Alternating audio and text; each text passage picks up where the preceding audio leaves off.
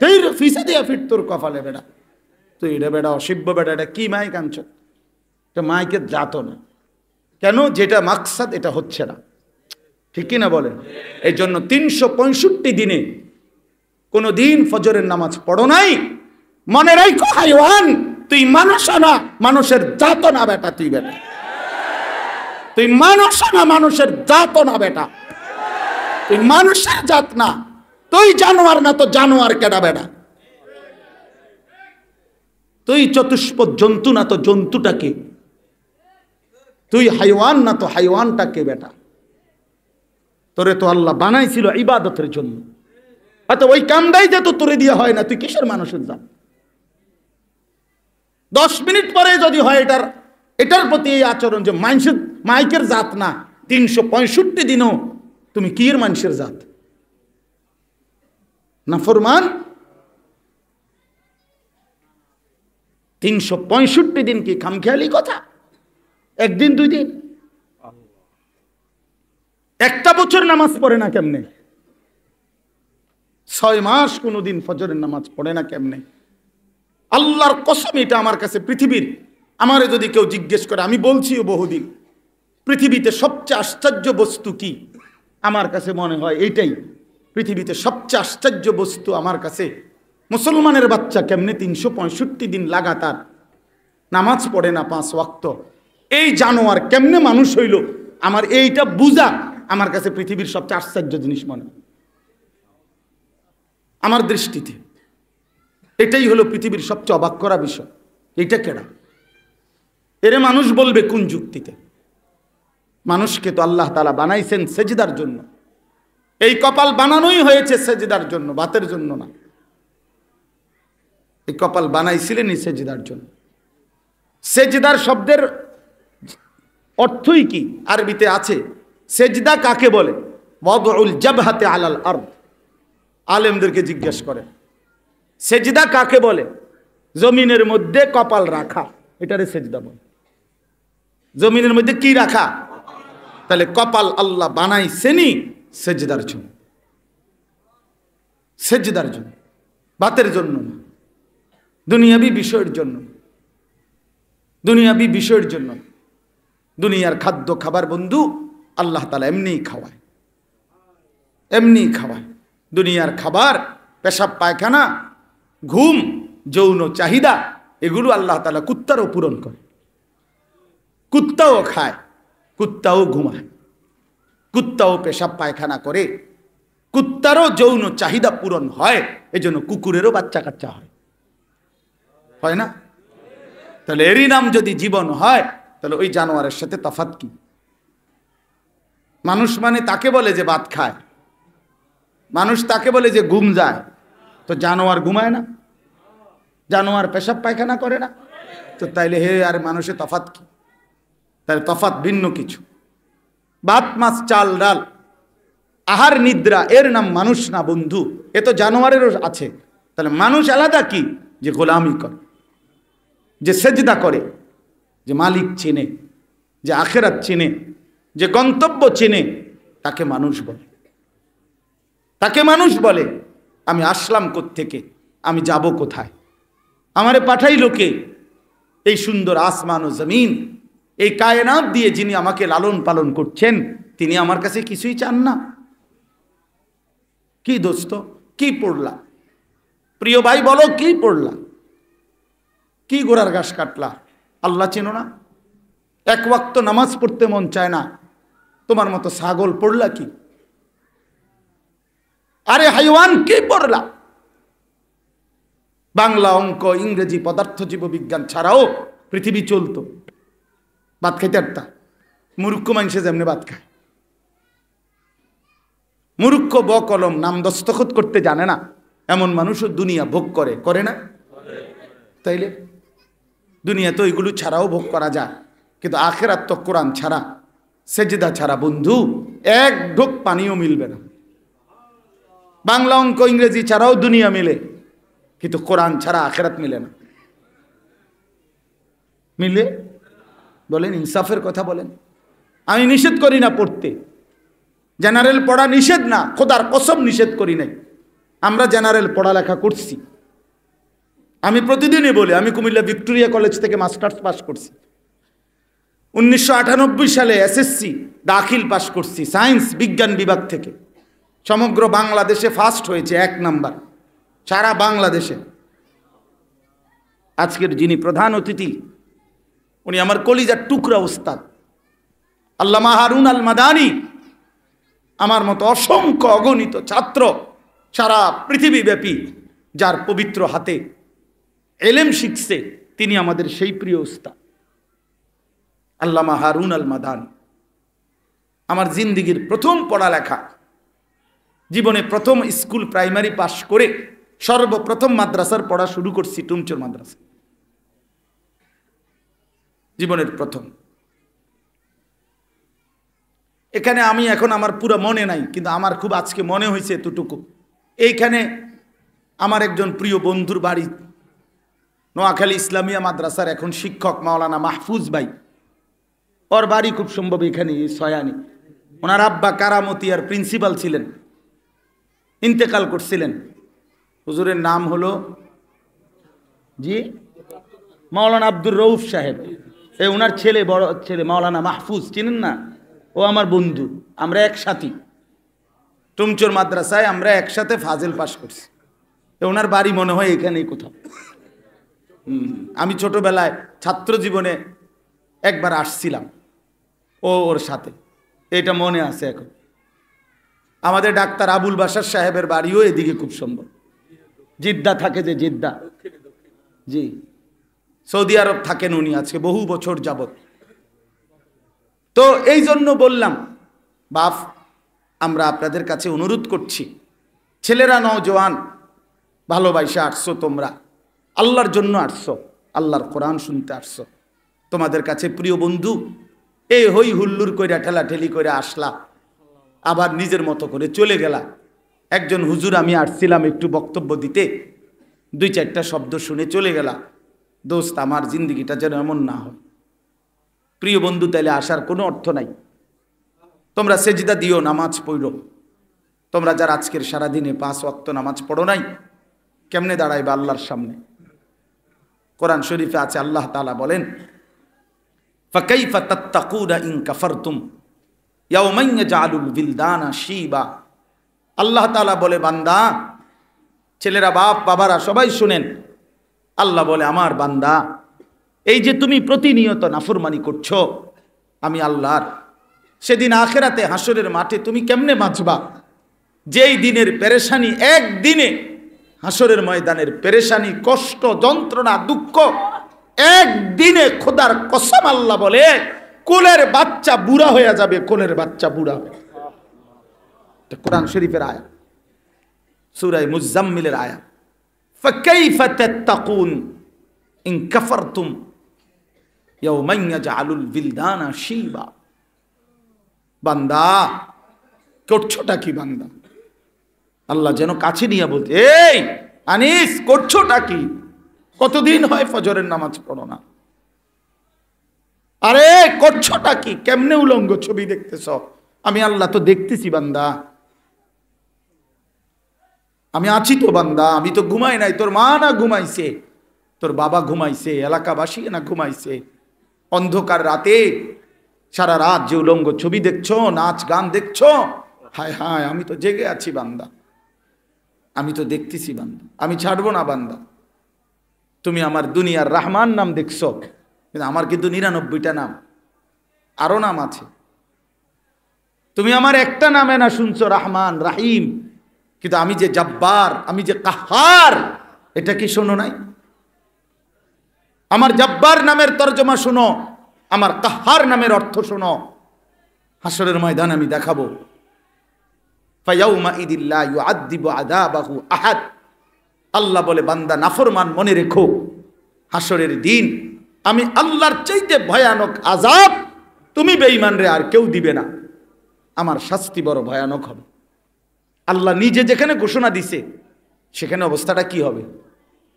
এত বড় মালিক আল্লাহ যখন বলছে, তোরে আমি সাংঘাতিক ফিডা ফিটমু, এবার ফিডাটা কেমন হবে?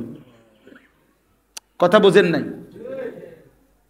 আল্লাহ তো বলছে আমি ফিটমু, এটা কয় নাই, তোর সাংঘাতিক পিটা দেব। আন্না আযাবি হুয়াল আযাবুল আলিম। আল্লাহ বলছে আমার আযাব সে তো বড় ভয়ানক আযাব। আল্লাহ বলছে আলা ইয়াদুন্নু উলাইকা আন্নাহুম মাবউসুন। বান্দা তুমি কেন ভাবছো না তুমি কি হাসরের ময়দানে দাঁড়াবা না? তুমি কি মরবা না? তোমার কি কবর হবে না? তুমি কি আল্লাহর মুখোমুখি হইতে হবে না? লিয়াউমিন আযীম, সে তো বড় ভয়ানক দিন। ইয়াউমা ইয়াকুমুন নাসু লিরাব্বিল আলামিন। আল্লাহ তাআলা বলেন সেদিন তো তোমরা সকলেই আল্লাহ পাকের সামনে হাসরের ময়দানের পুরাটা টাইম দাঁড়িয়ে থাকবে। এজন্য নওজোয়ান বাবারা, আমাদের এই মাকসাদ, আমি ব্যক্তিগতভাবে আমার জিন্দিগি আমি এতটুকুই বুঝি, আমি আখেরাতের ফেরিওয়ালা, আমি কবরের ফেরিওয়ালা, আখেরাত ফেরি করি খোদার কসম।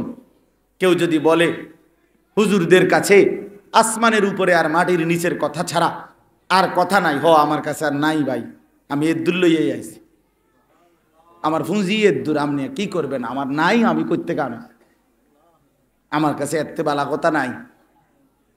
আমি আসমানের উপরের কথাই জানি, আমি মাটির তলের কথাই জানি, কারণ আমি জানি মাটির তলে কবর, আমারে সেখান থেকেও বাঁচতে হবে। আসমানের উপরে আমার জান্নাত, আমারে সেখানে যাইতে হবে। অতএব কোনো সমস্যা নাই, আমি যদি মাটির তলের কবর ঠিক করতে পারি, আমি যদি আসমানের উপরে জান্নাতের বরাদ্দ পাই, আমি কামিয়াব। অতএব এখানে ঘাবড়াইবার কিছু নাই।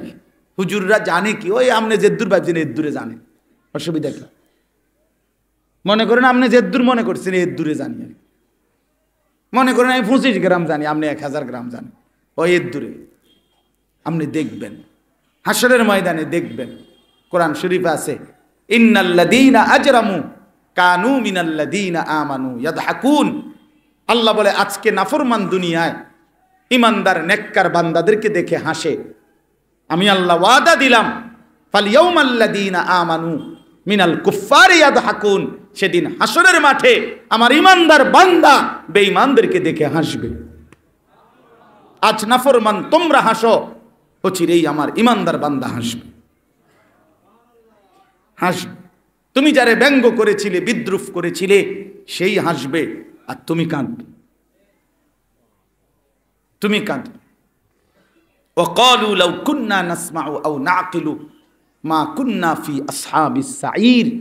আল্লাহ বলেন জাহান্নামী নাফরমান ফেরেশতাদেরকে বলবে, হে ফেরেশতা ভাই, আমি যদি দুনিয়ার জীবনে ওই মোল্লা মৌলবীদের কথা কিছুটা শুনতাম অথবা বুঝতাম, তাহলে আজ আমি জাহান্নামী হতাম না। ফাতারাফু বিযামবিহিম, নাফরমান তার জীবনের সমস্ত গুনার স্বীকৃতি দিবে। ফাসুহকাল লিআসহাবিস সাঈর, ফেরেশতা তখন লাথি দিয়া বলবে, দূর হ শয়তান, যা নাফরমান, জাহান্নামে যা। কাইন্দা আর কোনো লাভ নাই, চিল্লাইয়া আর কোনো লাভ নাই, আমারে শুনাইয়াও আর কোনো লাভ নাই। হ্যাঁ, কোরআন শরীফ আছে ওয়ানাদাউ ইয়া মালিকু লিয়াকদি আলাইনা রাব্বুক ক্বালা ইন্নাকুম মাকিসুন। জাহান্নামী নাফরমান ফেরেশতাকে ডাক দিয়া বলবে, ফেরেশতা তোমার আল্লাহরে কদ্দুর কও না আমারে জাহান্নামের এই আগুনে না জ্বালাইয়া একেবারে মৃত্যু দিয়া শেষ করে দিতে। ওরে বলো না আল্লাহরে কদ্দুর কও না, আমি আর পারছি না ভাই। জাহান্নামীকে তখন ফেরেশতা বলবে ক্বালা ইন্নাকুম মাকিসুন, না বেঈমান, এখানে মৃত্যু নাই, তোমাকে অনন্তকাল এভাবেই থাকতে হবে, এখানে অনন্তকাল এভাবেই থাকতে হবে। আম আবরামু আমরান ফাইন্না মুবরিমুন। এখানে একটা সাংঘাতিক কথা আল্লাহ বলছে, বান্দা আমি তোমাকে শাস্তি দেব কি সেটা আমি রেডি রাখছি, তুমি আমার থেকে বাঁচবা কেমনে তুমি রেডি করো। এই আয়াতের সরাসরি অর্থ বুঝেন নাই কথা। আমি তোমারে কি কি শাস্তি দেব আমি রেডি করে ফেলছি, আমার জাহান্নাম। এবার তুমি বাঁচবা কেমনে আমার থেকে তুমি রেডি করো।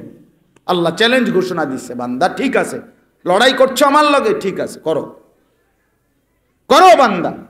এত মিথ্যা, এত চুরি, এত ডাকাতি, এত জিনা, এত ব্যভিচার, এত সুদ, এত ঘুষ, এত ওজনে কম দেওয়া, বছরের পর বছর এইভাবে ঘরে টেলিভিশন চলে, নাচ গান চলে, জিন্দিগি ভর চেহারা সুরত থেকে রসুলের সুন্নাত ছড়ায় দিলা, 60 বছর 70 বছর পর্যন্ত বিড়ি সিগারেট খাইয়াই গেলা, কথায় কথায় গালি দাও, হারাম খাও, অবৈধ উপার্জন করো, স্ত্রী বেপর্দা, মেয়ে বেপর্দা, ছেলে নামাজ পড়ে না, মেয়ে নামাজ পড়ে না, কি তামাশার জিন্দিগি! এ কি জিন্দিগি বাপ! এটা মুসলমানের ঘর কেমনে? এটা ইমানদারের ঘর কেমনে? যে ঘরের কেউ ফজরের নামাজ পড়ে না, যে ঘরের কেউ আল্লাহর কোরআন পড়তে জানে না, এরা মুসলমানের ঘর কিভাবে বাবা? ইনসাফের সাথে বলেন, ইনসাফের সাথে বলেন। এবার শুনেন আমার এই আয়াতের তর্জমা, তাইলে আমার কথা শেষ হয়ে যাবে। আমি একটা সূরা পড়ছি, 30 নম্বর পারা, 78 নম্বর সূরা, সূরায়ে নাবা, সূরাটার নাম। এই সূরাটি 30 নম্বর পারার একদম প্রথম সূরা। এই সূরায়ে নাবার কয়েকটি আয়াত আমি আপনাদের সামনে এই মাত্র তেলাওয়াত করেছি শুরুতে। এই অল্প একটু এই কথাটা বুঝাইতে চাই।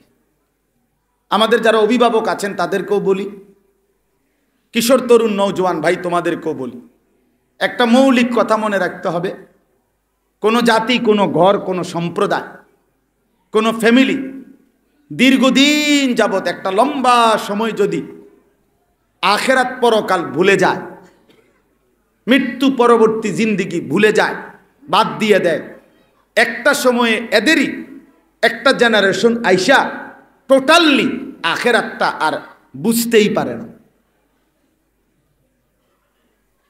এই মক্কার কুরাইশরা, আমাদের প্রিয় নবী সাল্লাল্লাহু আলাইহি ওয়াসাল্লাম তার যেই বংশ, কুরাইশ বংশ, আমরা জানি না এই কথাটা? আচ্ছা, এই কুরাইশ বংশ নবীর বংশ, এরা ছিল সরাসরি নবীর বংশধর, মানে আমাদের নবী না, শুধু পূর্বেও এরা নবীর বংশধর। হযরত ইব্রাহিম আলাইহিস সালামের প্রথম সন্তান সাইয়্যিদুনা ইসমাঈল আলাইহিস সালাম, যার নাম আমরা সবাই জানি, এই ইব্রাহিমের সন্তান ইসমাঈল, আর এই ইসমাঈল আলাইহিস সালামেরই ধারাবাহিকতা, প্রজন্মের পর প্রজন্ম, জেনারেশনের পর জেনারেশন, এই প্রজন্মের ধারাবাহিকতায় এই কুরাইশরা হচ্ছে সরাসরি ইব্রাহিম এবং ইসমাঈল আলাইহিমাস সালাম, মানে ইসমাঈলের বংশধর। তাহলে এরা নবীর বংশধর। ইব্রাহিম এবং ইসমাঈল মৃত্যু পর্যন্ত আল্লাহর দিকে দাওয়াত দিয়ে গেছেন, আখেরাত চিনায়ে গেছেন, কবর, হাসর, মিজান, ফুলসেরাত, কবর থেকে পুনরায় উঠা, এটা বলে গেছেন। কিন্তু দীর্ঘদিন যাবৎ উনাদের ইন্তেকালের পরে এই মানুষগুলো, এই প্রজন্ম পরবর্তীতে ধীরে ধীরে আল্লাহ ছেড়ে দিছে, আখেরাত বাদ দিয়ে দিছে, ইবাদত বাদ দিয়ে দিছে, জীবনটাকে তারা কুফর, শিরিক, মূর্তি পূজা এবং সমস্ত মন্দ গুনাহ, চুরি, ডাকাতি, জিনা, ব্যভিচার, মদ, জুয়া, ধর্ষণ, নির্যাতন, নারীর উপরে জুলুম, অবাধ, যা মন চায় তাই করছে। ফলে একটা লম্বা সময় পরে, দীর্ঘদিন পরে, মনে করেন লম্বা একটা হায়াত, ঈসা আলাইহিস সালাম আর আমাদের নবীর মাঝখানেই 570 বছর, আর এরও আগে ইব্রাহিম, ইসমাঈল, আরও আগে প্রায় 2 থেকে 2,500 বছর, এই লম্বা একটা গ্যাপ পরে আইসা আমাদের নবী সাল্লাল্লাহু আলাইহি সাল্লাম এই কুরাইশদের কাছে প্রথম তিনি যখন ইসলামের দাওয়াত দিলেন, প্রথম দিন থেকেই নবীজি আখেরাতের কথা তুলে ধরছেন, আল্লাহর দিকে ডাকছেন। তো প্রথম বাক্য নবীজি বলছেন, ফাইন্নী নাযীরুন লাকুম বাইনা ইয়াদাই আযাবুন শাদীদ। হাদিসে এটা আছে। ওই যে পাহাড়ের চূড়ায়, টিলায়, সাফা পাহাড়ের কাছে দাঁড়িয়ে নবীজি কুরাইশের সবাইরে ডাকছে, আপনারা শুনছেন এই ঘটনা।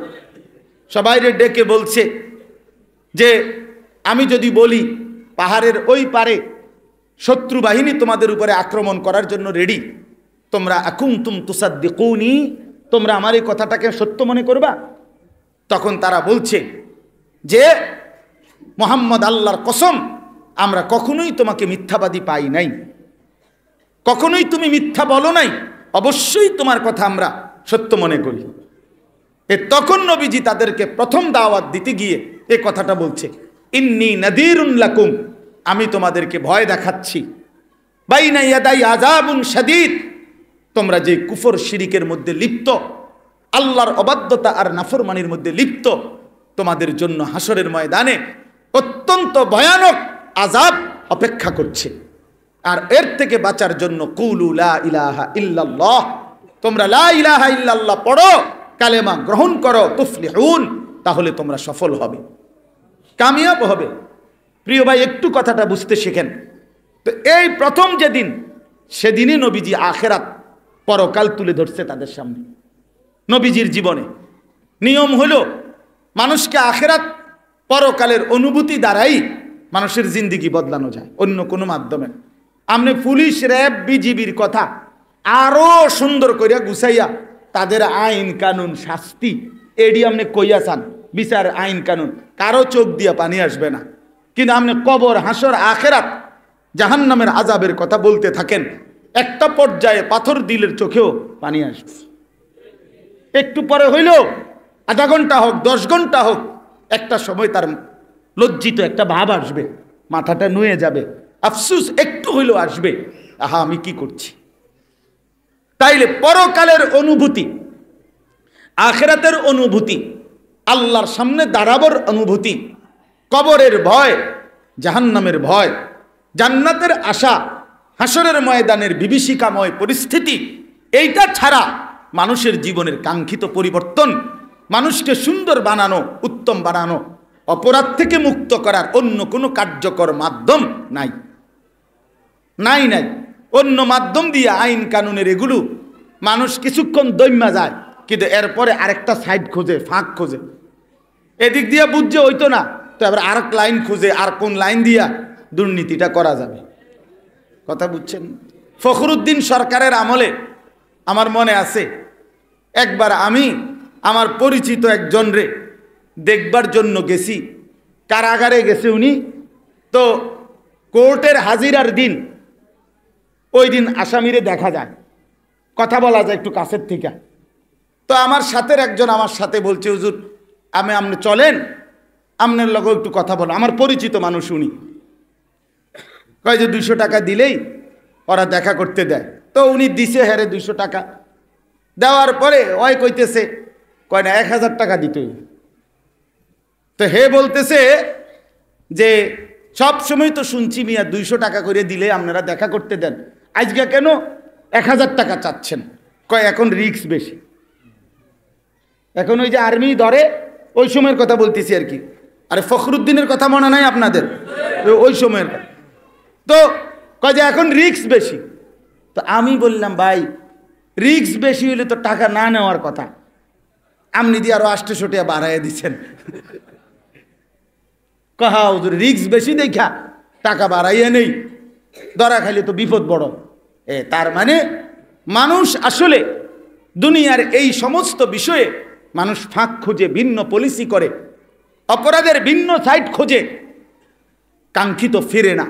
কিন্তু কবরের ভয়, আখেরাতের ভয়, পরকালের ভয়, এটার দ্বারা মানুষের জিন্দিগি একদম আমূল পরিবর্তন হয়ে যায়, জীবন একদম বদলে যায়।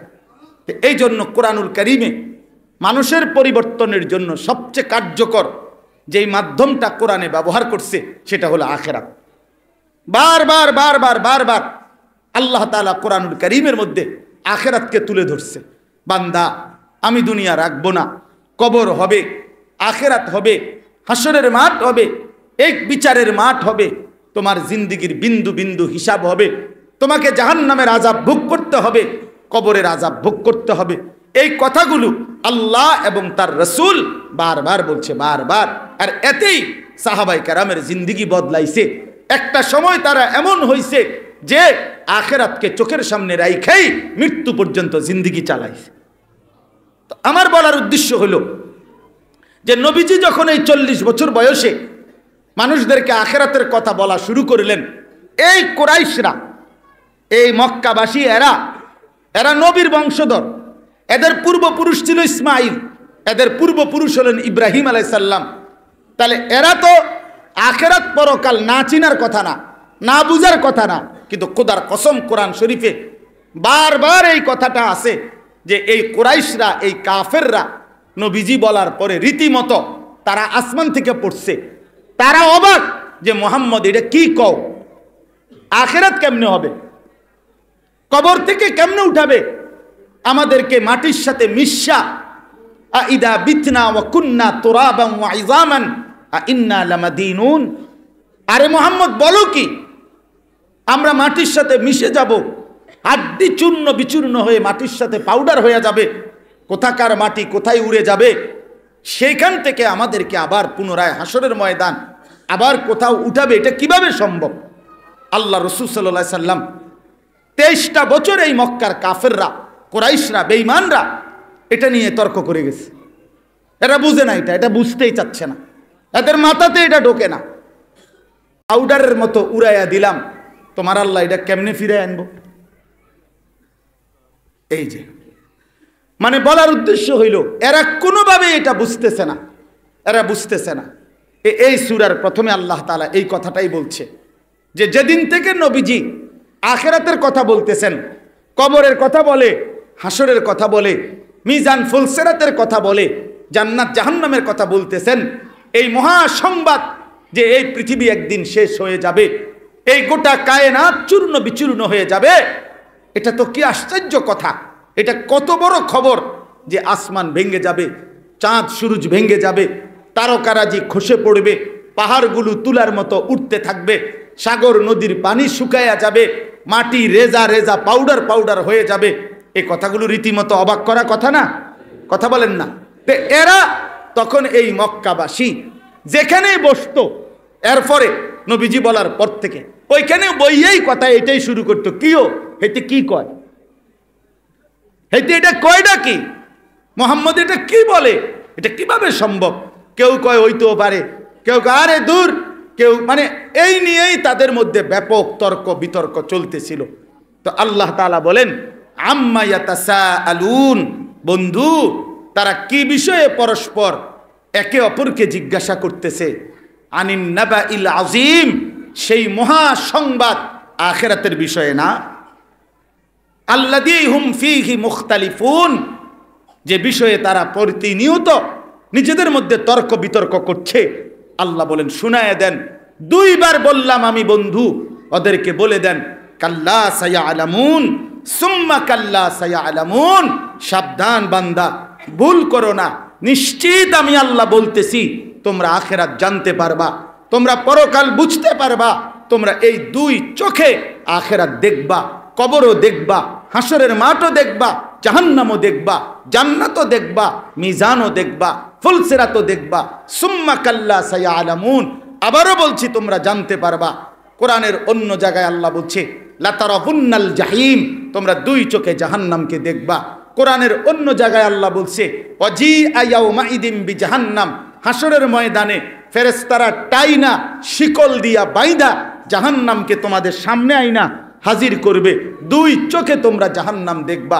ইয়াউমাইদিন ইয়াতাযাক্কারুল ইনসান, মানুষ তার দুনিয়ার কথা মনে করবে, ওয়া আন্না লাহুদ যিকরা, আল্লাহ বলে বলো না সেদিন মনে পড়ে কি লাভ হবে। এইভাবে দফায় দফায় আল্লাহ কথা বলছেন। আলহাকুমুত তাকাসুর হাত্তা যুরতুমুল মাকাবির, আল্লাহ বলে বান্দা দুনিয়ার লোভে পড়ে গেলা, আখিরাতকে ভুলে গেলা, একদিন মনে রেখো কবরস্থানেই পৌঁছে যাবা। কাল্লা সাউফা তা'লামুন, সেদিন আমি তোমাকে জানাবো এই কবরে আইনা আমার নাফরমানির শাস্তি কি। সুম্মা কাল্লা সাউফা তা'লামুন, আবার আখিরাতে জানাবো আমার নাফরমানির শাস্তি কি।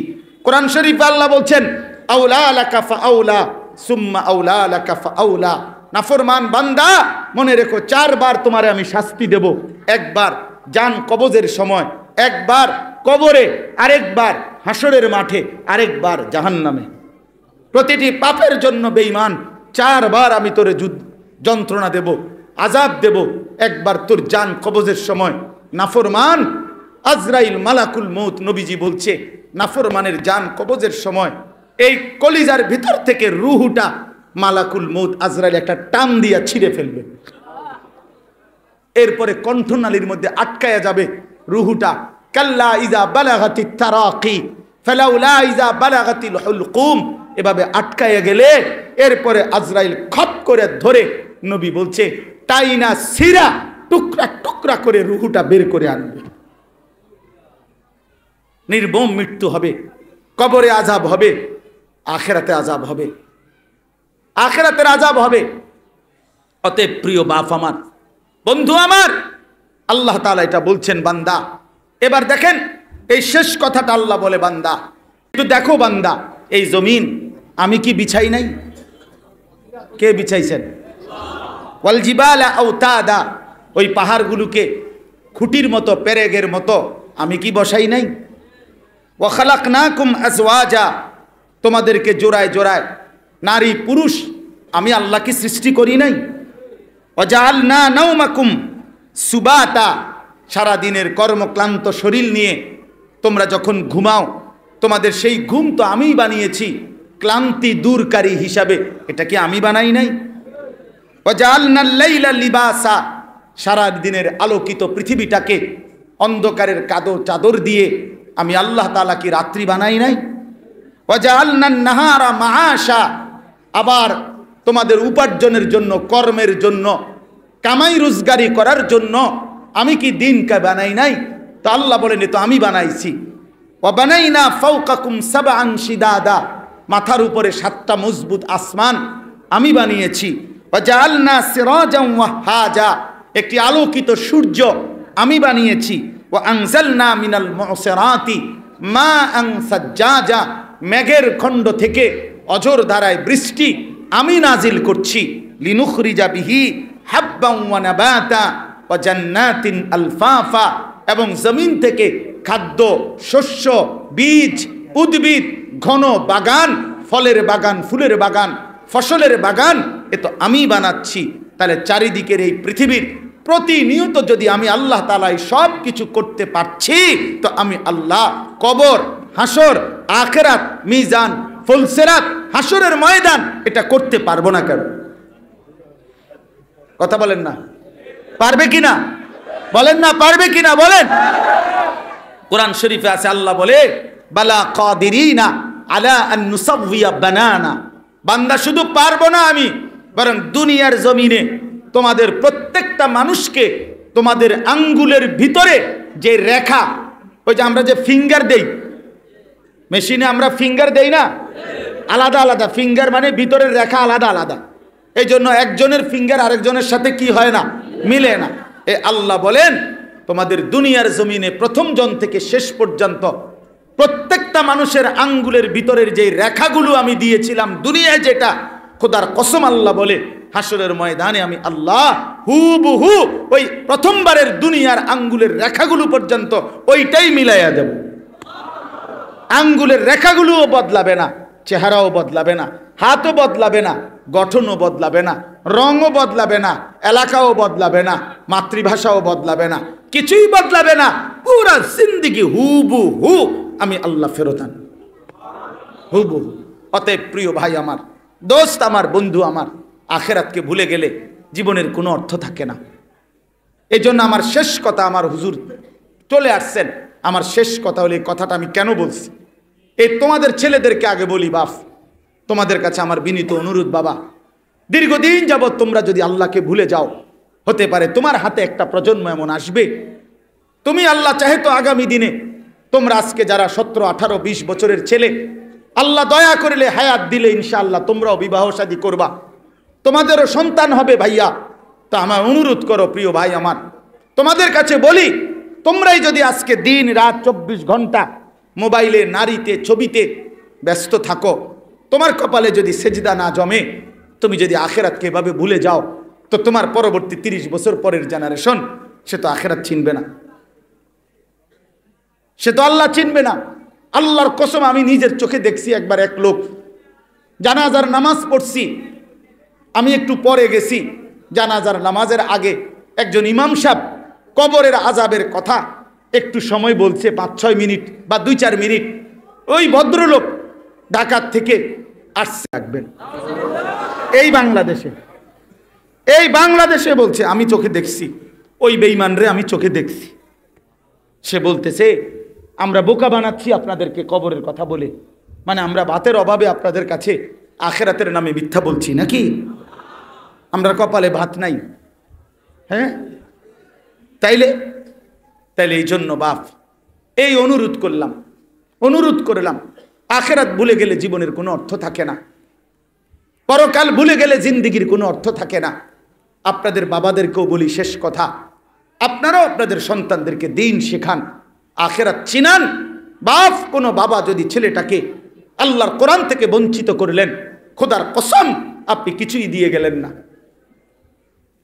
আপনি কিছুই দিয়ে যান নাই, আপনি ছেলেটার বড় ক্ষতি করে দিলেন, আপনি তার দুনিয়া আখেরাত নষ্ট করে দিলেন, বান্দার হক নষ্ট করলেন। এক সন্তান মুসলমানের বাচ্চা আল্লাহর কোরআনের সবক পাওয়া, দিন পাওয়া, তার এটা জন্মগত হক, অধিকার। যে মা বাপ তার অধিকার নষ্ট করছে, ওই নাফরমান মা বাপ মনে রাখেন, হাসরের ময়দানে এই বাচ্চার প্রশ্নের জবাব দিতে হবে।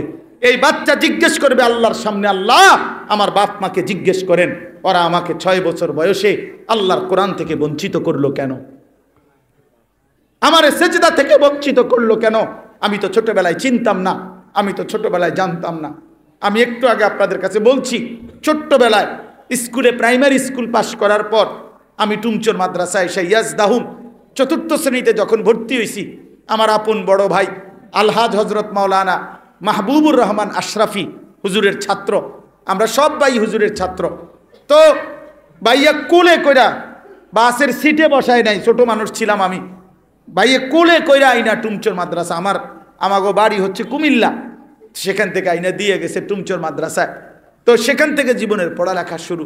তো সেই ছোট্টবেলায় ভাই বাবা সিদ্ধান্ত নিয়ে মাদ্রাসায় দিছে, তো মালিকের দয়া আল্লাহর 2-4টা কথা বলার তৌফিক হয়েছে। এই জন্য দোস্ত আমার, বন্ধু আমার, আজকে মাদ্রাসার এই মাহফিলে আপনাদের কাছে আমার আখিরি অনুরোধ, আপনারা আপনাদের সন্তানদেরকে দিন থেকে বঞ্চিত করেন না। আগামীর সময়টা দাজ্জালের সময়, আগামীর সময়টা দাজ্জালের সময়, আগামীর সময়টা ঈমান বাঁচানো কঠিন হয়ে যাবে। চারিদিকে ফিতনা, প্রতিদিন ফিতনা, প্রতিদিন ফিতনা, আরো যত দিন যাচ্ছে অন্ধকার তত ঘনিয়ে আসতেছে। অতএব আপনারা যদি আপনাদের সন্তানদেরকে ওলামায়ে কেরামের সাথে সম্পর্কিত না রাখেন, মাদ্রাসা মসজিদের সাথে সম্পৃক্ত না রাখেন, বাবা যদি জোর করে হাতে ধরে বাচ্চাটাকে মসজিদমুখী না করেন, বাচ্চাটা নষ্ট হয়ে যাবে। আপনাদের ছেলেপেলেদের হাতে 12 বছর, 14 বছর, 17, 18 বছরের ছেলে 24 ঘন্টা বাপ চিনে না, মা চিনে না, আল্লাহ চিনে না, আখেরাত চিনে না, সারাটা দিন মোবাইল টিপে, সারা দিন নারী, ছবি, উলঙ্গ দৃশ্য, এর মধ্যে জিন্দিগি। ব্যক্তিগতভাবে অসংখ্য যুবক কিশোরের সাথে আমার সম্পর্ক আছে, তাদের ব্যক্তিগত জীবনের কাহিনী ক্লাস 8-এ পড়ে, ক্লাস 9-এ পড়ে, তাদের অসভ্যতার নোংরামির কাহিনী শুনলে খোদার কসম মনে হয় চিৎকার দিয়া কাঁদি যে হায়, মুসলমানের সন্তান এটা কি বলে, মুসলমানের বাচ্চা এটা কি বলে।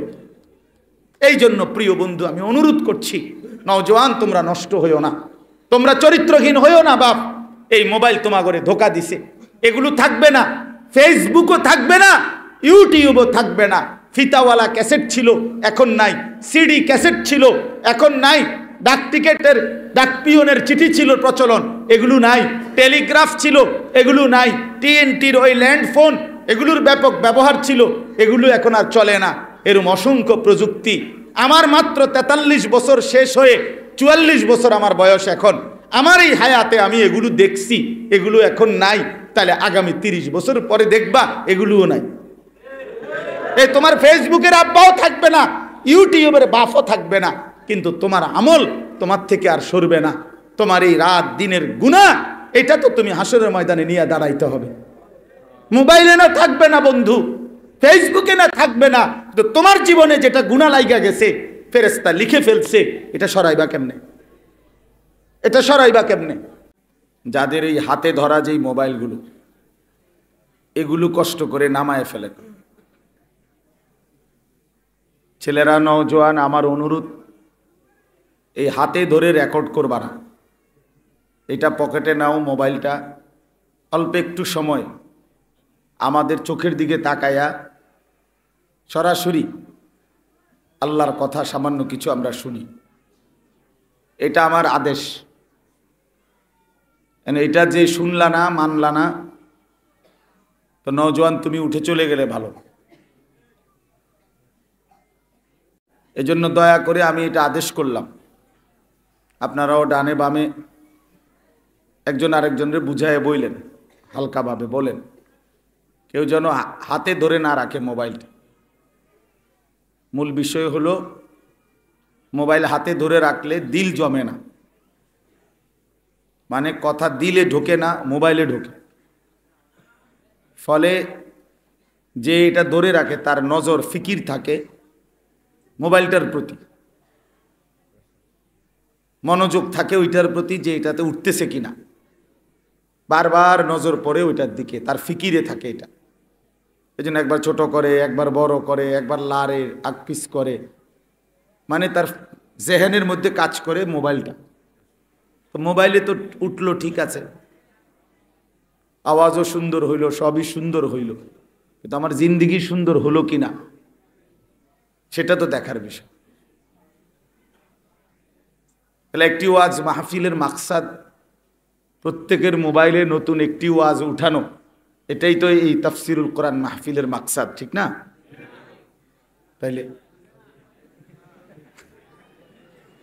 তাহলে এইটা উদ্দেশ্য না, ঠিক না? মানে এটা কোনো মাকসাদ না, যে বরং আমার নিজের জন্য কোনো খোরাক নেওয়া, নিজের জন্য একটু পাথেও নেওয়া। প্রিয় ভাই কথা বললো না, এমনিতেই জায়গাটা ছোট, তাও তোমরা অনেক সাথী আলহামদুলিল্লাহ বসছো। নওজোয়ান কথা বলো না, একদম চুপ থাকো, একদম চুপ করো। তাইলে এই জন্য বললাম, নিজের দিলের মধ্যে কথা ঢোকা দরকার, তাইলে ধীরে ধীরে জিন্দেগি পরিবর্তন হয়। বাস্তবিক অর্থেই এটা কথা যে আল্লাহর কোরআন মানুষের পরিবর্তনের জন্য, জিন্দেগি সাজাবার জন্য, জীবন গড়ার জন্য। কোরআন ব্যতীত, রাসূলুল্লাহ সাল্লাল্লাহু আলাইহি সাল্লামের সুন্নাহ ব্যতীত অন্য কোনোভাবে জীবন গড়া যায় না, জীবন সাজানো যায় না। বৈষয়িক দুনিয়ার বাকি পড়ালেখার দ্বারা ভদ্রচিত উপার্জনের বিভিন্ন কলা কৌশল পদ্ধতি শেখা যায়, কিন্তু আলোকিত মানুষ, সুন্দর একটি জিন্দেগি, এটা শুধুই কেবল কোরআন এবং সুন্নাহর মাধ্যমেই গড়া যায়। এটা বাড়াবাড়ি কথা না, এটাই ইনসাফের কথা, এটাই যুক্তিসঙ্গত কথা। যদি কারো যুক্তি তর্ক দরকার হয়, আমরা তার সাথে প্রমাণ করতে রাজি। মানে বাকি যত জেনারেল পড়ালেখা আছে তার দ্বারা দুনিয়া উপার্জনের ভদ্রচিত নিয়ম কানুন শেখা যায়, সুন্দর স্টাইলে উপার্জনের পদ্ধতি জানা যায়। তো মানুষ যেটা দ্বারা হয়, ইনসান হয়, আলোকিত মানুষ হয়, সেটা শুধুই কোরআনের দ্বারা, অন্য কিছু দ্বারা হবে না। বাংলা বই দ্বারা আলোকিত মানুষ হয় না, উপার্জনের পদ্ধতি জানা যায়। অঙ্ক, ইংরেজি, পদার্থ জীববিজ্ঞান, রসায়ন বিজ্ঞানের বই দ্বারা আলোকিত মানুষ গড়া যায়। এখন প্রশ্ন হলো, আলোকিত মানুষের আবার তফাত আছে। কারো কাছে দুনিয়ার এই রং তামাশা এটাই আলো, আর কারো কাছে আখেরাতের আলোটাই হচ্ছে আলো। এইখানে কোরআনুল কারীমের মধ্যে জন্য আল্লাহ তাআলা বলছেন, ফামান লাম ইয়াজআলিল্লাহু লাহু নূরান ফামা লাহু মিন নূর। সরাসরি কোরআনের আয়াত। আল্লাহ বলেন, আমার আলো যে পেল না, ফামা লাহু মিন নূর, তার জন্য কোথাও কোনো আলো নেই। তাহলে সোজা বাংলা আয়াত। আল্লাহ বলেন, আমার আলো যে পেল না তার জন্য আলো নেই, কোথাও কোথাও আলো নাই। আল্লাহ তাআলা কোরআনুল কারীমে বলছেন, ওয়ামান ইউদ্লিলিল্লাহু ফামা লাহু মিন হাদ। আল্লাহ যাকে পথভ্রষ্ট করে দিলেন, ফামা লাহু মিন হাদ, তার জন্য কোথাও কোনো পথ প্রদর্শক নেই। তাহলে সোজা কথা, আল্লাহ পাক কাউকে গুমরাহ করে দিলে, আল্লাহর পথ থেকে বিচ্যুত হয়ে গেলে, তার জন্য কোথাও কোনো পথ প্রদর্শক নাই। কোরআন শরীফে আছে, আল্লাহ তাআলা বলেন, আন্না হাদা সিরাতী মুস্তাকিমান ফাত্তাবিউহু। নিশ্চয়ই এটাই আমি আল্লাহ তাআলার সিরাতে মুস্তাকিম, এই কোরআনকে বলছি। ফাত্তাবিউহু, তোমরা একেই অনুসরণ করো। ওয়ালা তাত্তাবিউস সুবুল, তোমরা ভিন্ন কোনো একাধিক রাস্তায় অনুসরণ করো না, ফাতাফাররাকা বিকুম আন সাবিলিহি, তাহলে অন্য রাস্তা তোমাদেরকে সিরাতে মুস্তাকিম থেকে, জান্নাতের রাস্তা থেকে, সফলতার রাস্তা থেকে বিচ্ছিন্ন করে দিবে। যালিকুম ওয়াসাকুম বিহি, আল্লাহ বলেন এটা কিন্তু আমি আল্লাহর ওসিয়ত করলাম আমি আল্লাহ এটা। অতএব প্রিয় বন্ধু, অন্য পথে রাস্তা নাই, অন্য পথে গন্তব্য নাই, অন্য কোনো রাস্তা দিয়ে মঞ্জিলে পৌঁছা যায় না, জান্নাত পর্যন্ত যাওয়া যায় না। কোরআন শরীফে আল্লাহ তাআলা বলছেন যালিকা হুদাল্লাহ ইয়াহদি বিহি মান ইয়াশা, এই যে সরাসরি কোরআনকে বলছেন এটাই আল্লাহর হেদায়েত, এর দ্বারাই, বিহি মানে এর দ্বারাই আল্লাহ যাকে ইচ্ছে করেন হেদায়েত দিয়ে থাকেন। তাহলে কোরআন ব্যতীত অন্য কিছু দিয়ে কাউকে আল্লাহ হেদায়েত দেয় না, সুন্নাহ ব্যতীত অন্য কিছু দিয়ে হেদায়েত দেয় না, বাংলা বই দিয়ে হেদায়েত দেয় না, ভাত খাওয়ায়, অঙ্ক বই দিয়ে হেদায়েত দেয় না, ভাত খাওয়ায়, পদার্থ জীববিজ্ঞান বই দিয়ে হেদায়েত দেয় না, ভাত খাওয়ায়, উপার্জন শেখায়, ঠিক আছে। এই জন্য দোস্ত আমার, বন্ধু আমার, এটা বোঝা উচিত, এটা বোঝা উচিত। আল্লাহর কোরআন যার জীবনে নাই সে আলো পায় নাই, সে আলো পায় না, সে সত্যিকার অর্থেই বঞ্চিত, মাহরুম। আমি এই জন্য বলি এ প্লাস আর গোল্ডেন এ প্লাস এটাকে মানুষ বলে না, আখলাককে মানুষ বলে। জীবন গঠন এটা ভিন্ন বিষয়, এটা ভিন্ন বিষয়, আলাদা বিষয়। জিন্দেগিকে গঠন করা, জীবনকে গঠন করা। রাসূলুল্লাহ সাল্লাল্লাহু আলাইহি সাল্লাম বলছেন আকমালুল মুমিনিনা ঈমানান আহসানুহুম খুলুকান, সবচেয়ে পূর্ণাঙ্গ মুমিন ওই ব্যক্তি যার আখলাক সবচেয়ে সুন্দর। আর আখলাক শুধু শুদ্ধ কথাকে বলে না, আখলাক আপাদ মস্তক দিন শরীয়ত মেনে আল্লাহর হুকুমের উপরে চলা, এটাই আখলাক, এটাই জিন্দেগি। কথা তো বলে সুন্দর শুদ্ধ, কিন্তু পেশাব করে যথাযথ পদ্ধতিতে পাক হয় না, পবিত্র হয় না, তো এটা কিসের আখলাক হইল? কথা তো বলে শুদ্ধ, আল্লাহকে তো সেজদা দেয় না, তো এটা কিসের আখলাক হইল? ছেলেটার কথা তো সুন্দর, কেমন আছেন আঙ্কেল, ভালো আছেন, নাস্তা খেয়েছেন আঙ্কেল, কিছু খাবেন আঙ্কেল, এ তো কথা খুব চমৎকার, কিন্তু সে তো নামাজ পড়ে না, সে তো নজর হেফাজত করে না, সে তো গুনার আড্ডার মধ্যে ব্যস্ত, তো সেটা আখলাক হইল কেন? রেজাল্ট তো ভালো, এ প্লাস আছে, গোল্ডেন এ প্লাস পাইছে, কিন্তু হারাম রিলেশন, হারাম সম্পর্কে লিপ্ত, তাহলে এটা কি আখলাক হইল? রেজাল্ট তো এ প্লাস, কিন্তু কোনো মেয়ের সাথে অবৈধ সম্পর্ক, তাহলে এটা আখলাক হলো কই? এই জন্য প্রিয় বন্ধু, বাপ আমার সবাইকে বলি, আপনাদেরকেও বোঝা উচিত সন্তান গড়ে কিভাবে। সন্তান সার্টিফিকেট দিয়ে গড়ে না, সন্তান কোরআন দিয়ে গড়তে হয়, সন্তান দিন দিয়ে গড়তে হয়।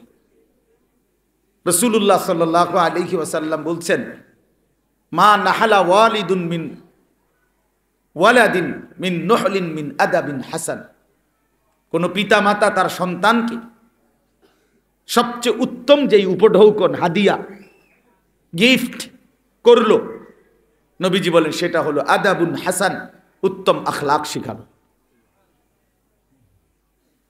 যে মা বাপ তার সন্তানকে উত্তম আখলাক শিখালো, সেই মা বাপই সন্তানকে সর্বোত্তম জিনিস দিল। ঘর বাড়ি, খাট পালক, সোফা ফার্নিচার না হোক, মাটিতেই ঘুমায়, মাটিতেই দিন কাটে, কিন্তু উত্তম আখলাক শিখছে, উত্তম আখলাক। এই জন্য ভাই আমার, বন্ধু আমার, আল্লাহর কোরআনের কথা দিল দিয়ে শোনা উচিত। বক্তা জনপ্রিয় না অজনপ্রিয় এটা কোনো বিষয় না, বক্তারে সবাই চেনে না না চেনে এটা কোনো বিষয় না, বিষয় হলো আল্লাহর কথার প্রতি আন্তরিক হওয়া।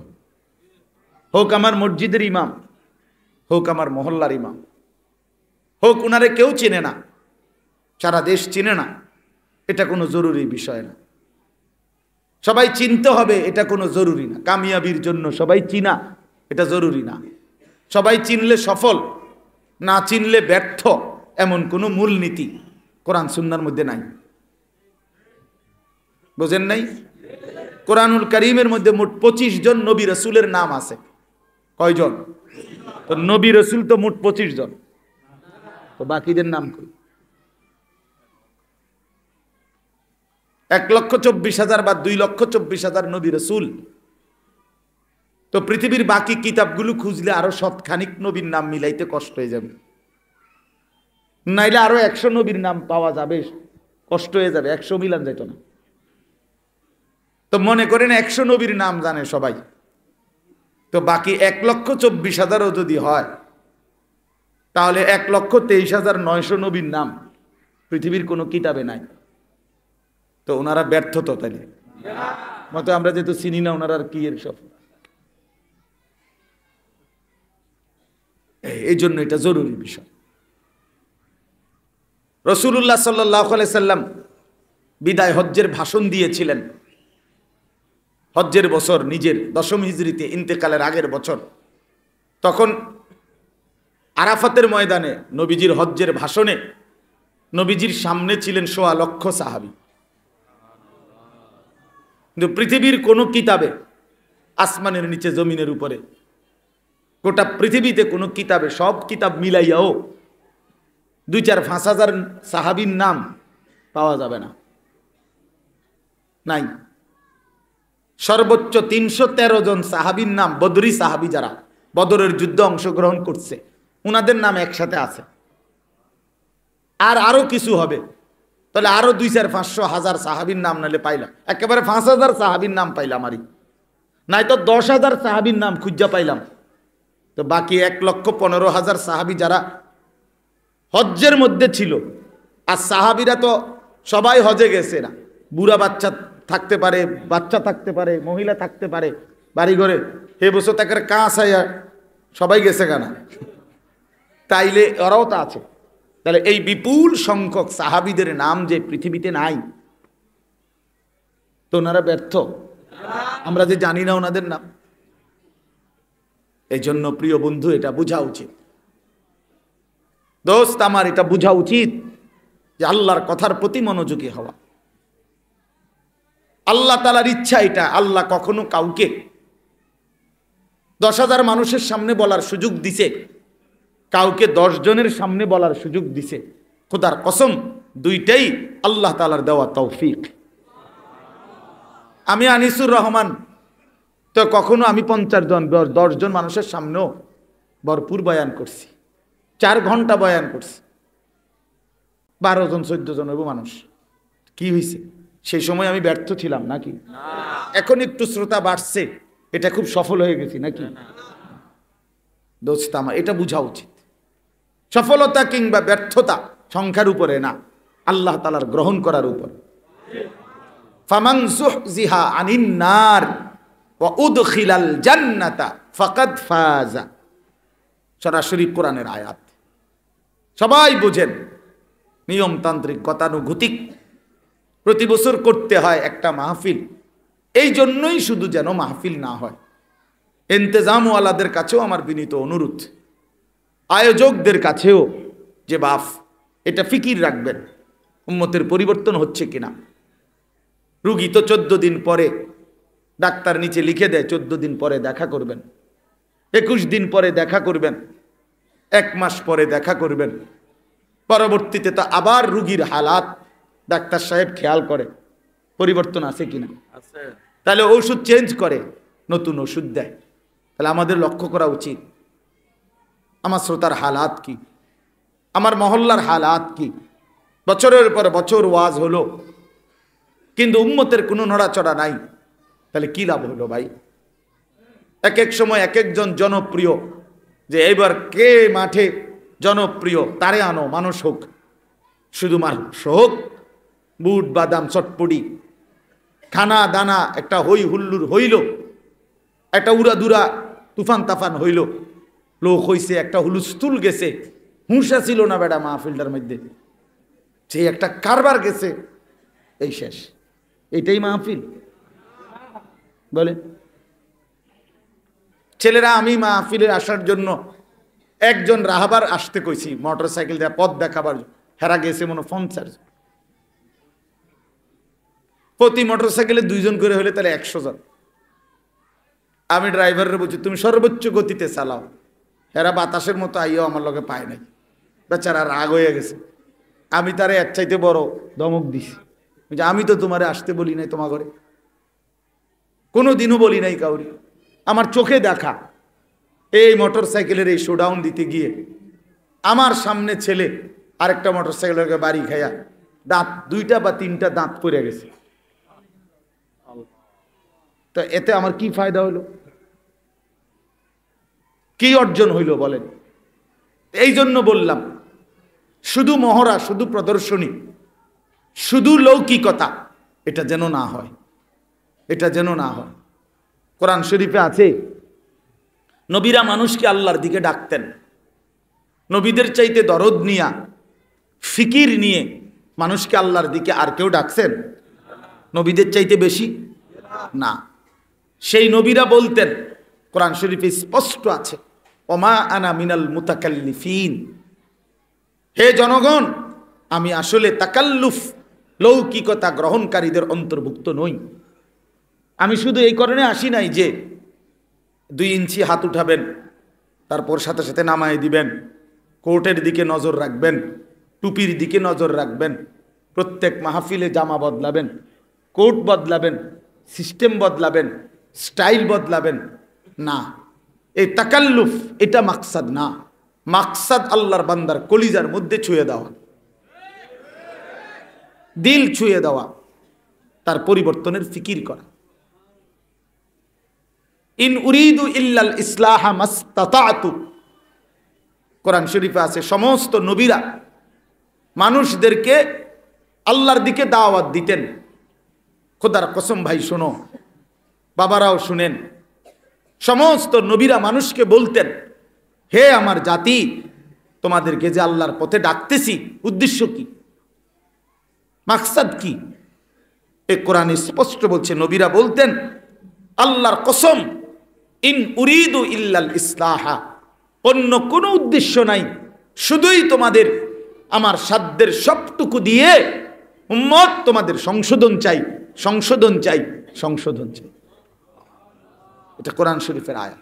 ইন উরিদু ইল্লাল ইসলাহা মাসতাতাতু, আর কোনো মাকসাদ নাই, শুধু উম্মতের সংশোধন, মানুষের পরিবর্তন, এটা চাই, ইসলাহ চাই, সংশোধন চাই, আর কিছু চাই না।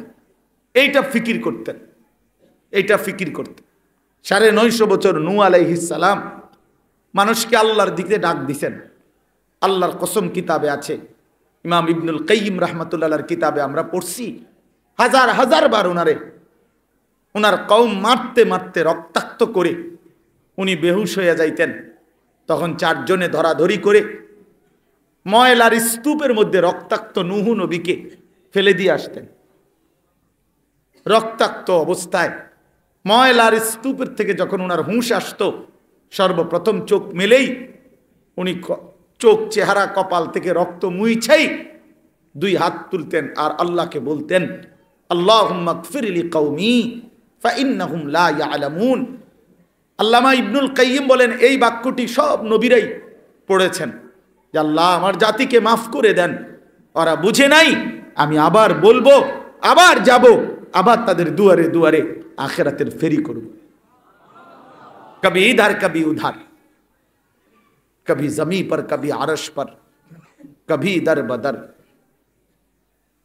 নবীর দাওয়াত ছিল এমন, কখনো এদিকে কখনো সেদিকে, কখনো নিচে কখনো উপরে, কখনো দুয়ারে দুয়ারে, দুয়ারে দুয়ারে, দুয়ারে দুয়ারে। আবু জেহেলকে আল্লাহর নবী সাল্লাল্লাহু আলাইহি সাল্লাম তারিখে ইবনে খাল্লিকান একটা কিতাব আছে আরবি, এই কিতাবের মধ্যে আছে শুধু আবু জেহেলকে নবীজি 4000 বার কালেমার দাওয়াত দিয়েছে। 1000 না, 4000। 4000 বার কালেমার দাওয়াত দিছে। কি পরিমাণ বলাটা বলছে, কি পরিমাণ চোখের পানি ফেলছে, কি পরিমাণ আহাজারি করছে। এই জন্য দোস্ত আমার, যুবক ভাই তোমরা আসছো, প্রিয় বন্ধু, তোমাদের কাছে এক ভাই হিসাবে অনুরোধ করি, আল্লাহর কথা মনোযোগ দিয়ে শোনো। তোমার জন্য শোনো, বন্ধুদের জন্য না, তোমার জন্য। তুমি ভাবো তোমার আল্লাহ, তোমার কোরআন, তোমার ধর্ম, তোমার ইসলাম, তোমার আখিরাত, তোমার কবর, 1 মিনিটের জন্য, 1 ঘন্টার জন্য, 2 ঘন্টার জন্য নিজেকে এই সমাজ থেকে বিচ্ছিন্ন ভাবো। আমি আমার জন্য শুনতেছি, আমার কবর হবে, আমার মৃত্যু হবে, আমার মৃত্যু পরবর্তী একটা জিন্দিগি হবে। আল্লাহর কসম, এটা যদি কারো দিলে জমে, এটাই তার উপরে আল্লাহর সবচেয়ে বড় দয়া। আর এটা যার দিল থেকে চলে যায়, কবর, আখিরাত, মিজান, ফুলসেরাত, খোদার কসম তার উপরে আল্লাহর সবচেয়ে বড় লানত এটা। কোন ব্যক্তির উপরে আল্লাহর সবচেয়ে বড় শাস্তি কি? তাফসিরে আছে দুনিয়াতে, আখিরাতের ফিডা তো আলাদা কথা। দুনিয়াতে কোন মানুষের উপরে আল্লাহর সবচেয়ে বড় শাস্তি কি? শাস্তি হলো আখিরাত ভুলাইয়া দাও। বিশ্বাস করেন, সূরা হাশরের মধ্যে আছে, ওয়ালা তাকুনু কাল্লাযীনা নাসুল্লাহা ফাআনসাহুম আনফুসাহুম। এই আয়াত সূরা হাশর 28 নম্বর পারা, এই সূরা হাশরের 19 নম্বর আয়াত। আল্লাহ বলেন, বান্দা এই পরিমাণ আমাকে ভুলে যেও না। আমি আল্লাহকে লম্বা সময় ভুলে গেলে ফাআনসাহুম আনফুসাহুম, একদিন আমি তোমাকে তোমার নিজের থেকে ভুলাইয়া দেব।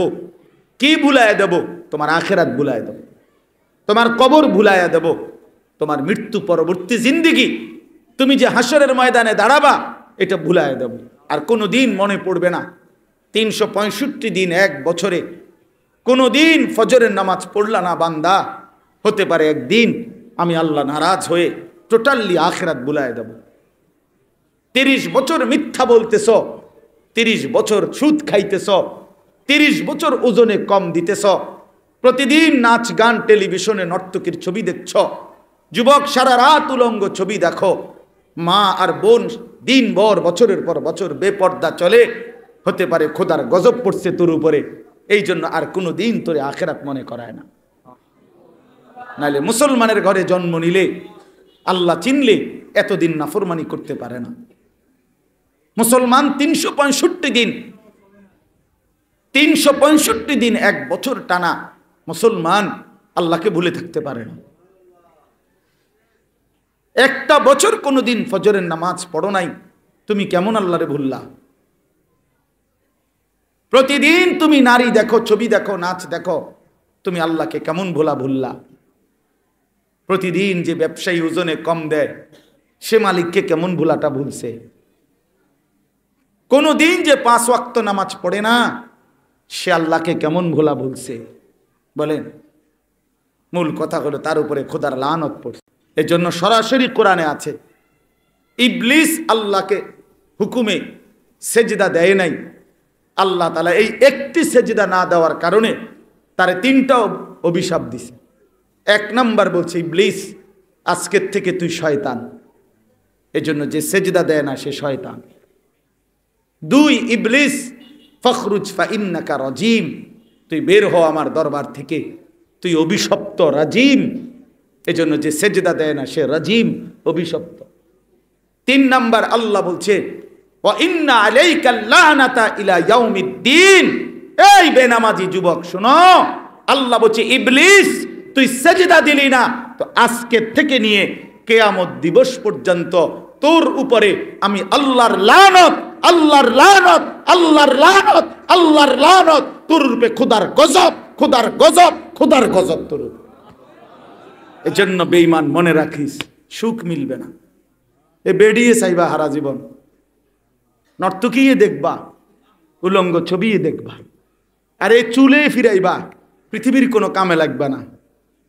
একবার জামা বদলাইবা, একবার শার্ট বদলাইবা, একবার প্যান্ট বদলাইবা, একবার জুতার ডিজাইন বদলাইবা, একবার চুলের ডিজাইন বদলাইবা, আর একবার অসৎ বন্ধুদেরকে নিয়ে ঘন্টার পর ঘন্টা নারী উলঙ্গ ছবি, অসভ্য আর নোংরামিতেই জীবন শেষ করে দিবা। পৃথিবীর আর কামে লাগলা না, আখেরাতের কামেও লাগলা না। মানুষও না, জানোয়ারও না, পায়জামাও না, শার্টও না, হাফ প্যান্টও না, ফুল প্যান্টও না। হ্যাঁ হ্যাঁ, হাসি দিয়ে উড়াই দিও না। ভেবে দেখো বন্ধু, তুমি কি কামে লাগছো? একজন সুস্থ স্বাভাবিক মানুষের জীবন উদ্দেশ্যই শুধু এই চুল ফিরানো? এটা একটা জীবন হইলো? এটা একটা কাজ হইলো ভাই? কোন বুঝিয়ে সারাদিন বইয়ে বইয়ে চুল ফিরায়? এটা একটা জিন্দিগি? আমরা তো ঘন্টা না, মিনিট পর্যন্ত গুন্না চলি। মিনিট পারি না সেকেন্ড ভাগ করতাম। সময় এতটা ব্যস্ত থাকি যে আলহামদুলিল্লাহ, আল্লাহর দয়া, আল্লাহর দয়া। উদাহরণস্বরূপ বললাম, যারা দিন নিয়ে ভাবে, আল্লাহর পথে থাকে, তার পুরাটা সময় আলহামদুলিল্লাহ আখিরাতের ফিকিরেই লেগে থাকে। এই জন্য আমার এই প্রসঙ্গের কথা শেষ। দোস্ত, আমি এটা বুঝাইতে চাইলাম, আমরা এটা অনুরোধ করতে চাইলাম যে জীবনের কদর করা উচিত। বাবারা, ছেলেরা, আপনি আপনার স্ত্রী সন্তান নিয়ে কি করছেন, আপনার জিম্মাদারি কি, এটা অভিভাবকরা ভাইবেন। আর ছেলেরা, বাবা তোমরা ভাইব, তোমারে আল্লাহ যে মানুষ বানাইছেন, মুসলমান বানাইছেন, তোমার দায়িত্বটা ছিল কি? তুমি কতদিন হয় আল্লাহকে ভুলে গেছ? কতদিন হয় সেজদা ভুলে গেছ? কতদিন হয় নামাজ ভুলে গেছ? কতদিন মনিবকে সেজদা দাও না? আহা, যে কপালে সেজদা নাই তার উপরে লানত, যে কপালে সেজদা নাই সে রাজিম, যে কপালে সেজদা নাই সে শয়তান। সে মানুষ না, সে মানুষ হইতে পারে না। আল্লাহ তাআলা মানুষকে বানাইছেন ইবাদতের জন্য। অতএব যেই মানুষ ইবাদত যার দ্বারা হচ্ছে না, সে আর কিসের মানুষ? এই জন্য দোস্ত আমার, আমি সবার কাছে অনুরোধ করলাম, আমার উস্তাদে মোহতারাম, আমার প্রিয় উস্তাদ, আমরা ছোট্টবেলা থেকে যাকে শ্রদ্ধা করি, সম্মান করি, আমাদেরকে সন্তানের মতো মহব্বত করে যিনি, আমার সেই সিরে তাজ আল্লামা হারুন আল মাদানী দামাত বারাকাতুহুল আলিয়া হুজরত এখন বয়ান করবে। ছেলেরা, আমি একদম আমার হাত জোড় করে তোমাদের কাছে অনুরোধ, আমার ওস্তাদের সম্মানার্থে তোমরা কেউ উঠো না। আমি একটা ছেলের সাথেও মুসাফা করব না, হাত মিলাবো না। আমি অনুরোধ করছি, আমি ডাইরেক্ট গাড়িতে উঠবো। এই জন্য দয়া করে আল্লাহর ওয়াস্তে আমি অনুরোধ করলাম, যদি ওলামায়ে কেরামকে মহব্বত করে থাকো তো তোমরা উঠো না। কেউ না উঠা হুজুরের বয়ান শুনে দোয়া করে এরপরে যাও। মুসাফা করার দরকার নাই, ঠেলাঠেলির দরকার নাই। আমি এমনিই দিল থেকে সবার জন্য দোয়া করি। আমার ওস্তাদ যেন আমার জন্যও দোয়া করে, আমাদের সবার জন্যই দোয়া করে। আল্লাহ এই মাদ্রাসা কবুল করেন, আজকের এই আয়োজন কবুল করেন, আমিন।